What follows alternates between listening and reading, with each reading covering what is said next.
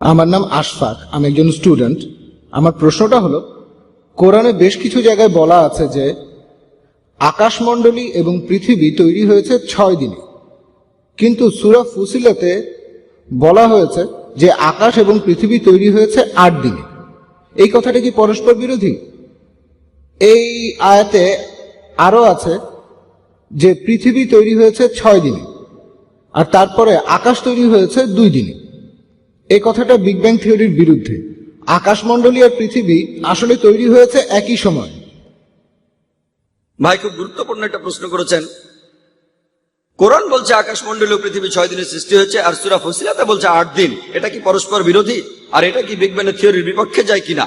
আমি আপনার সাথে একমত যে কোরআন অনেক জায়গায় বলেছে আকাশমণ্ডলী ও পৃথিবী 6 দিনে সৃষ্টি হয়েছে। অনেক জায়গায় সূরা আরাবের 54 নম্বর আয়াতে এই কথা বলা হয়েছে, তারপর সূরা ইউনূসের 3 নম্বর আয়াতে উল্লেখ করা হয়েছে, সূরা হুদের 7 নম্বর আয়াতে উল্লেখ করা হয়েছে, সূরা ফুরকানের 59 নম্বর আয়াতে কথা বলা হয়েছে, সূরা সাজদার 4 নম্বর আয়াতে কথা বলা হয়েছে, আর সূরা হাদিদের 4 নম্বর আয়াতে কথা বলা হয়েছে। এমনকি অনেক জায়গায় পবিত্র কোরআন বলছে যে আকাশমণ্ডলী আর পৃথিবী তিনি সৃষ্টি করেছেন 6 দিনে।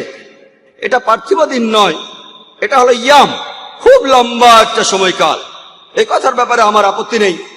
আর আমি এ ব্যাপারে একমত যে পবিত্র কোরআনে আকাশমণ্ডলী আর পৃথিবীর সৃষ্টির কথা বলা হয়েছে। সূরা ফুসিলাতে আপনি এখানে যে আয়াতের কথা বলছেন সেটা হলো 9 থেকে 12 নম্বর আয়াত। বলা হচ্ছে যে তাহাকে কি অস্বীকার করিবেই যিনি এই পৃথিবী সৃষ্টি করিয়াছেন 2 দিনে? তোমরা কি তাহার সমকক্ষ দাঁড় করাইতেছ? তোমরা কি কাউকে তাহার শরীক করিতেছ? তিনি তো জগৎসমূহের প্রতিপালক। 10 নম্বর আয়াতে আছে তিনি ভূপৃষ্ঠে স্থাপন করিয়াছেন অটল পর্বতমালা এবং পৃথিবীতে খাদ্যের ব্যবস্থা করিয়াছেন 4 দিনে। 11 নম্বর আয়াতে বলা হচ্ছে অতঃপর তিনি আকাশের দিকে মনোনিবেশ করিলেন, যাহা ছিল ধূম্র বিশেষ। অতঃপর তিনি উহাকে এবং পৃথিবীকে বলিলেন, তোমরা উভয়ে আসো ইচ্ছায় অথবা অনিচ্ছায়। উহারা বলিল, আমরা আসিলাম সম্পূর্ণরূপে অনুগত হইয়া। তিনি ইহা করেন 2 দিনে। তাই আপনি যদি পড়েন চিন্তা না করেই 2 যোগ 4 যোগ 2 সমান 8 দিন। কোরআন এই আয়াতগুলোর শুরুতেই উত্তর দিয়েছে। এখানে বলা হয়েছে যে যারা এর মধ্যে ভুল খুঁজতে যাবে তারা হবে সেই লোকগুলো সমান যারা অন্য কাউকে আল্লাহর শরীক করে। আল্লাহ সুবহানাহু ওয়া তাআলা জানতেন যে কিছু লোক থাকবে যারা কোরআনের এই আয়াতগুলোর ভুল বের করার চেষ্টা করবে, তারা হবে মুশরিক।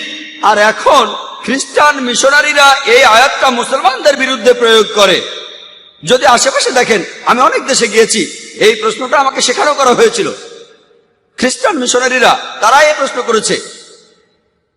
কোরআন বলেছে আগে থেকে যে লোকে এই প্রশ্নটা করবে, আর এই লোকগুলো তারা যারা অন্য কাউকে আল্লাহর সাথে শরীক করে। এখন দেখা যাক, এখানে প্রথম 2টা আয়াত মানে সূরা ফুসিলাতের 9 নম্বর ও 10 নম্বর আয়াতে বলছে যে পৃথিবী সৃষ্টি হয়েছে 2 দিনে, তারপর পাহাড় পর্বত সেখানে বসানো হয়েছে, আর খাদ্যের ব্যবস্থা করা হয়েছে যথাযথভাবে 4 দিনে। তাহলে বলা হচ্ছে 2 দিনে পৃথিবী তৈরি হয়েছে, তারপর সেখানে পাহাড় পর্বত বসানো হয়েছে 4 দিনে, সব মিলিয়ে 6 দিন। তারপর 11 নম্বর আয়াতের প্রথম আরবি শব্দটা হলো সুম্মা। এখন এই আরবি শব্দ সুম্মা এর 3টা আলাদা অর্থ আছে। একটা হলো তারপর, আরেকটা হলো তখনই, আর অন্য আরেকটা হলো একই সাথে।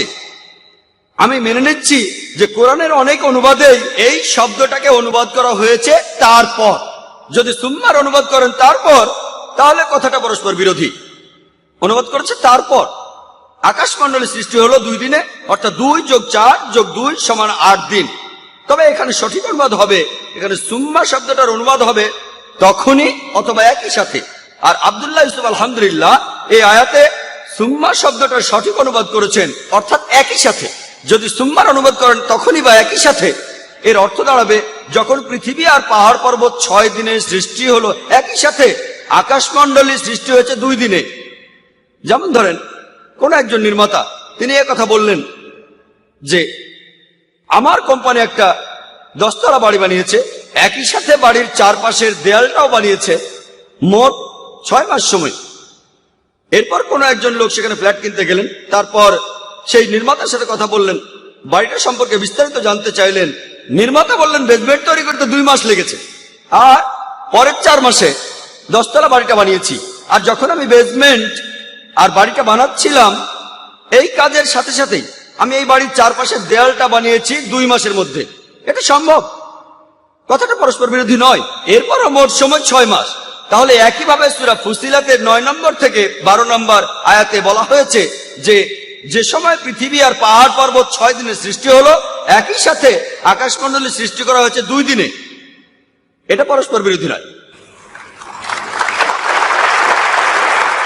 আর একইভাবে যদি অনুবাদ করেন তারপর, কথাটা বিজ্ঞানসম্মত হয় না, কারণ পৃথিবী আগে সৃষ্টি করা হয়েছে, তারপরে পাহাড় পর্বত, এটা পরস্পর বিরোধী।